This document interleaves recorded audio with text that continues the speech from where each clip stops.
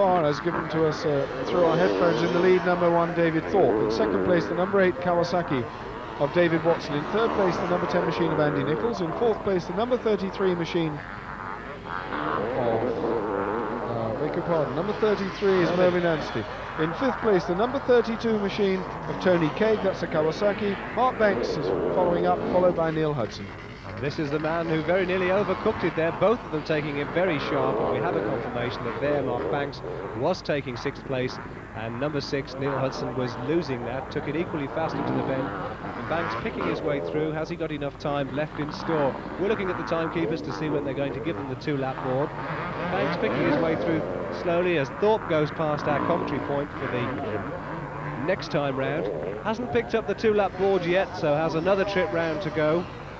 Second place, the number 8 man, still David Watson, and a gap open between him and the third place man, number 10. That gap between him and Andy Nichols now standing at about 6 seconds as Andy Nichols goes by. Still watching Mark Banks. He's picking his way through.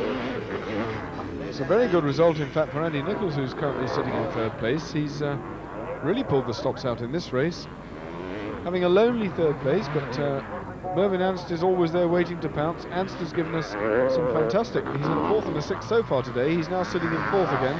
So if he finishes there, he'll go home well pleased. And now we have a terrific battle, a Kawasaki battle between the number 23 of Rob Andrews and the number 32 of Tony Craig. So Craig is obviously relegated down there because of his little slip. Andrews has got past him. So we now have Andrews and Craig, Team Green together. And Kurt Nichols is only just a little bit behind them, so I place him now at about 12th place. So that 20th position that he dropped to at one point in the race, he has advanced on. He's about 3 places behind the number 32 man. Really has pushed himself up through the field. There goes Tony Craig following the number 23 man. And just about 3 places behind Kurt Nichols, for some reason, has managed to pull himself back through the field. Well, let's see if we can pick Kurt Nicholl up in fullness of time and monitor his progress and see just how quickly he is going, see if he's managed to get that KTM on song. That looked remarkably like Mark Banks in there somewhere, but there's a number 31 machine now. The number 31 of Richard Dye Yamaha is just ahead of these 2 flying Kawasaki's, so Rob Andrews is there behind Dye. And Tony Craig is there, and Dye's pulled over, so Dye's obviously been lapped. So Andrews has gone through, passing the back markers now. Tony Craig will be following suit, and there's a flying Honda there too. But now with Andrews bumping his way in, off the jump beautifully on the Kawasaki. As out of the trees comes David Thorpe.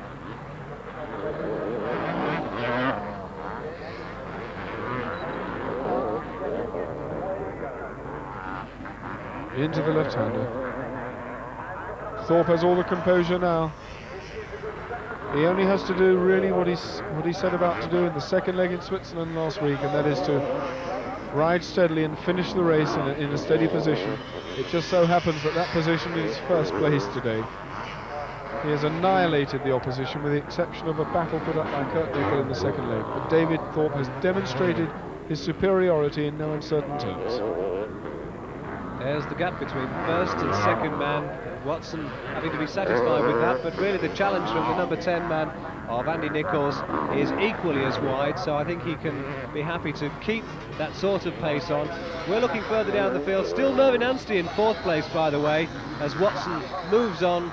But Kurt Nicholl is certainly working his way through the field now. Again, unofficially, I'm seeing him go past the commentary point, and I'm watching 2 sets of information at the same time, but I'm pretty certain that Nicholl must now be within the top 10 grouping, which is very exciting because he's got time yet. We still haven't seen the 2-lap board, which means they've still got quite a lot of opportunity for Kurt Nicholl to work his way through. Whatever was the problem with the bike or his riding has now been overcome, and we're watching the 5th place man.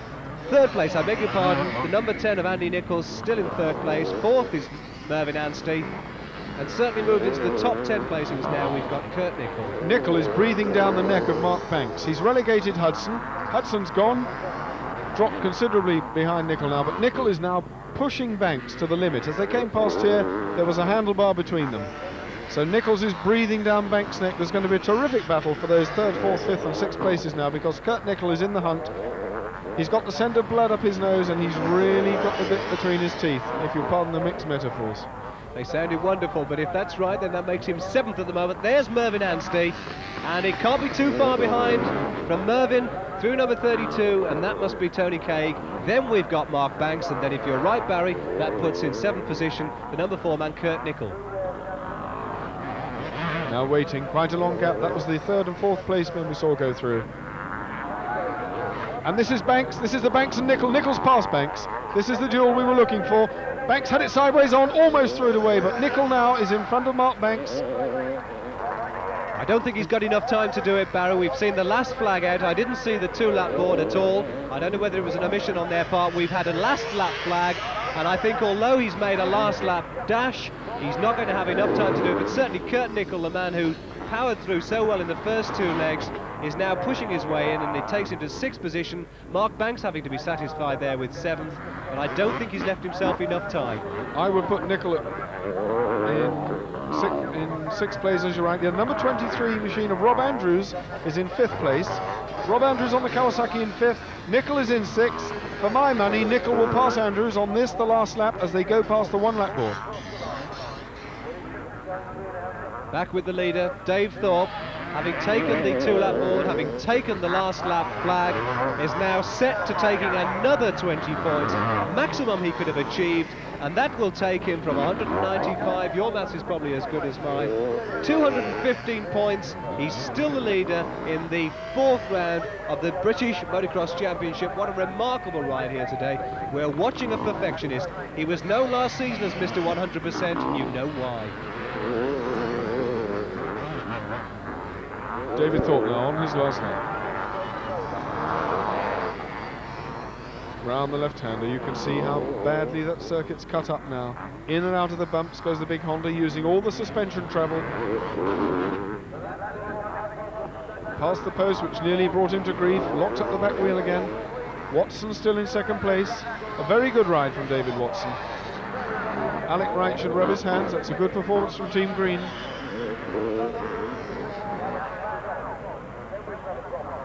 There's Watson, on his way now to 2nd place. 2nd place behind David Thorpe, world champion, is no disgrace. In fact, it's a privilege.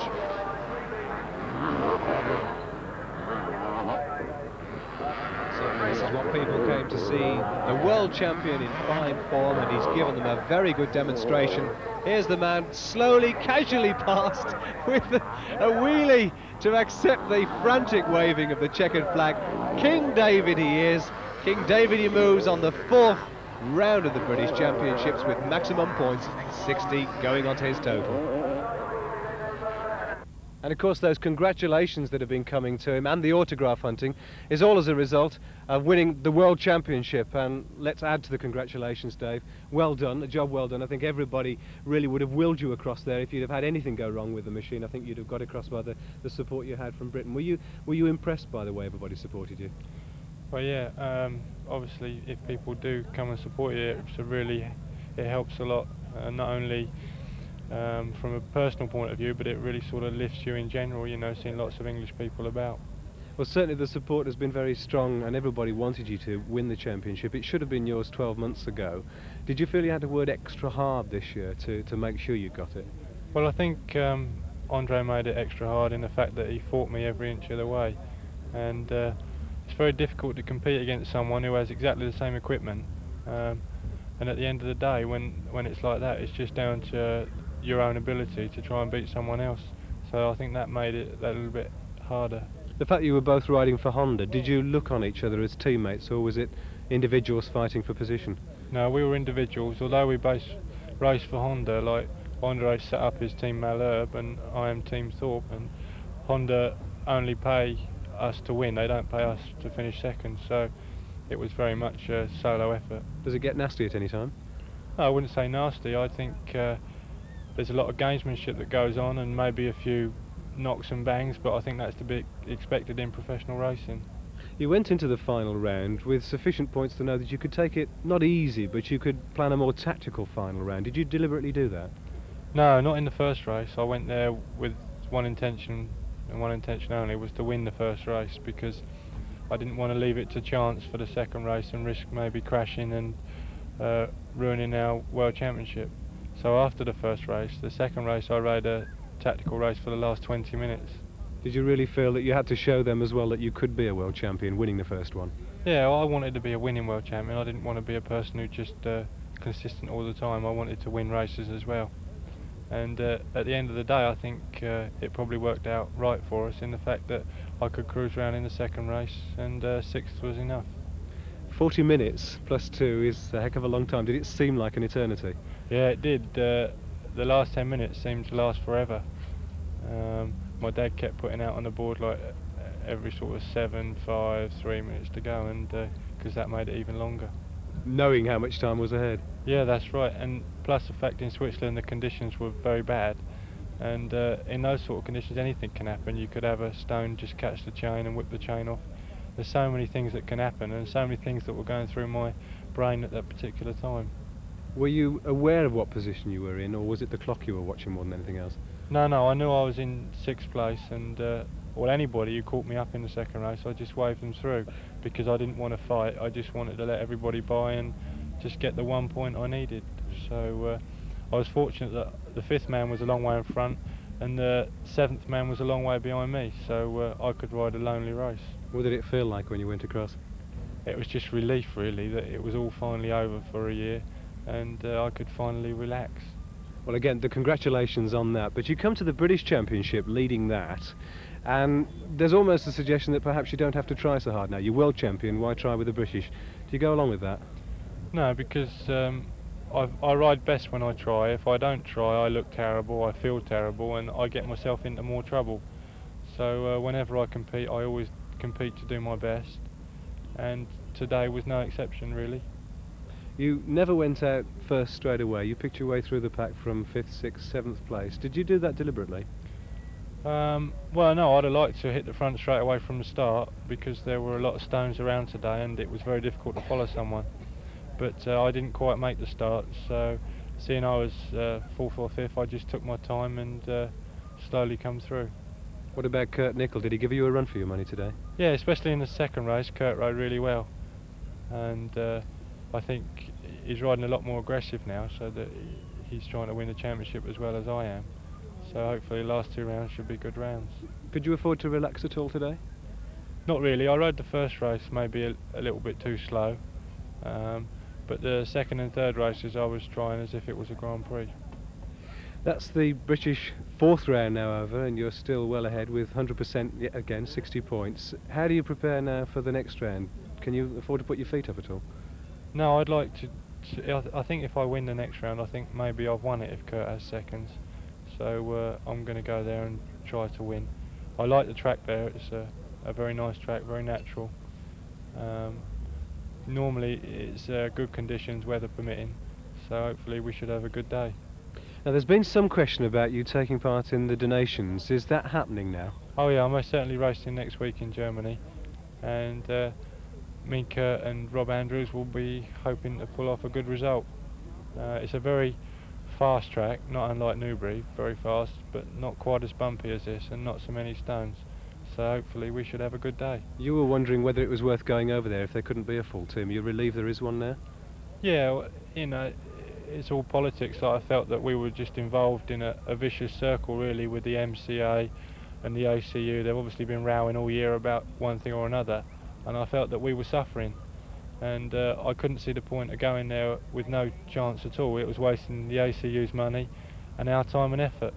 But as things have worked out, I think we've got as good a chance as anybody, so hopefully we should do well.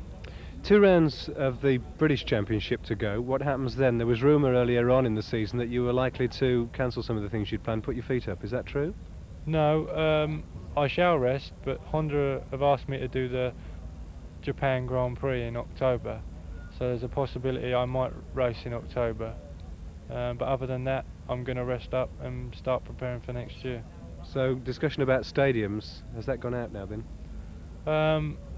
It's very unlikely that I shall race stadiums this winter, purely and simply because I need a rest and I want to get everything ready for next year, because the only thing that matters in my life is not to race stadium races and earn a few £1,000s here and there, is to try and win the World Championship. And I know that's the only thing that matters to Honda, so you know, while I'm at the top and riding for Honda, I think that's what I've got to do. Well, it's the first time in 5 years that we've seen it back in Britain. Is the responsibility heavy on your shoulders? Because this sort of thing that's happening now, television interviews, the press, special press conferences, all sorts of rumours going round about shows you're being signed up for. Are you finding that heavy going? No, not really. I don't find it difficult. The only thing I find is that sometimes I feel like just taking the phone off the hook perhaps and just having a quiet night at home with my family, but other than that everything's just fine. Well, Dave, everybody here watching at the moment, I'm sure will put their hands together and give you some support for the wonderful job you've done for the World Championship. Congratulations again. Show your appreciation. Thank you very much. And the best of luck for the British Championship. And we should also say our thanks to you for being here. Now, if you want to see the 5th round, when Dave thought we'll be racing again, that's in 2 weeks' time on Screen Sport when we're at Nantwich. And if you want to join us again in a week's time, that's at Stroud when we're covering the 250s. Until then, bye-bye.